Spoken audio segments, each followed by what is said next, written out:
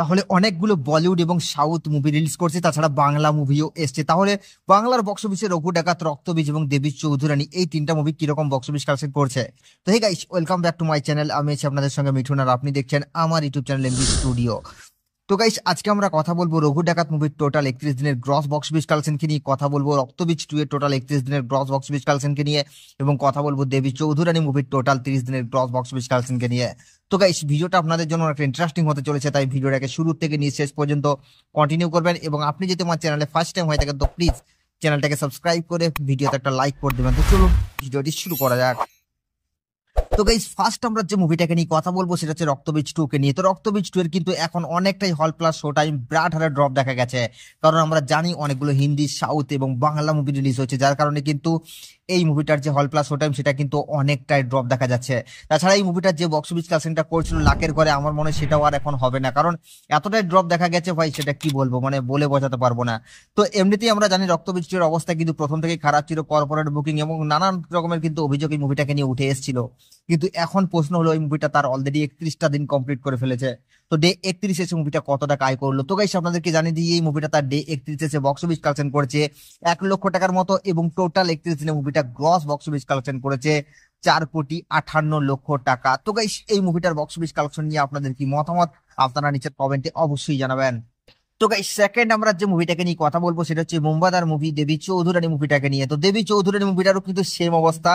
এই মুভিটার কাছ থেকেও কিন্তু অনেক কল প্লাস শো টাইমকে কেড়ে নেওয়া হয়েছে, কারণ এই মুভিটাকে যারা দর্শক ভালোবাসা দিচ্ছিল সেখানে তো ভাই আলাদাই বক্স অফিস কালেকশন হচ্ছিল, কিন্তু রিসেন্টলি টাইমে কিছু হিন্দি এবং সাউথ এবং বলিউড মুভি আসার কারণে এই মুভিটার হল প্লাস শো টাইমেও কিন্তু একটা বিরাট লেভেলের পতন দেখা যাচ্ছে।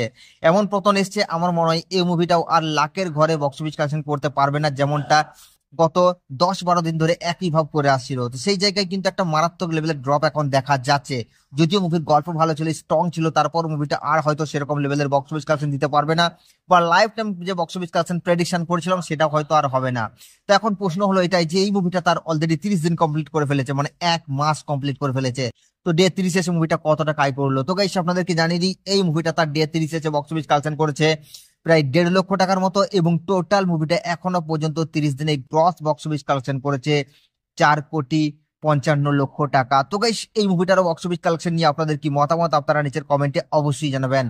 তো গাইস, 3 নম্বর আমরা যে মুভিটাকে নিয়ে কথা বলবো সেটা হচ্ছে মেগাস্টার দেবের মুভি রঘু ডাকাতকে নিয়ে।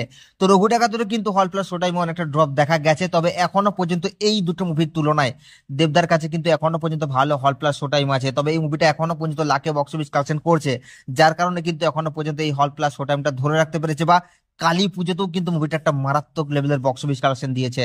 তো যাই হোক, আমরা জানি দেবদা এখন একটা আলাদা উচ্চতায় চলে গেছে, দেবদার মেগাস্টার পাওয়ারটা কিন্তু একটা অন্য লেভেলের, মানে দর্শক এখন যে হারে দেবদাকে ভালোবাসা দিচ্ছে সেটা ভাই সত্যি কি বলবো, আপনারা অলরেডি সোশ্যাল মিডিয়ায় দেখতেই পাচ্ছেন। তো এখন প্রশ্ন হলো এটা যে রঘু ডাকাত তার অলরেডি 31 দিন কমপ্লিট করে ফেলেছে, তো ডে 31 এসে মুভিটা কত টাকা আয় করলো। তো গাইস, আপনাদেরকে জানিয়ে দিই, এই মুভিটা তার ডে 31 এসে বক্স অফিস কালেকশন করেছে প্রায় 7 লক্ষ টাকার মতো, এবং টোটাল 31 দিনের মুভিটা এখনো পর্যন্ত বক্স অফিস কালেকশন করেছে 16,42,00,000 টাকা। তো গাইস, এই তিনটা মুভির বক্স অফিস কালেকশন নিয়ে আপনাদের কি মতামত, আপনারা নিচের কমেন্টে অবশ্যই জানাবেন, কারণ আপনাদের মতামত জানা আমাদের জন্য অবশ্যই জরুরি। আর সাবস্ক্রাইব করে দাও নেক্সট ভিডিওর জন্য।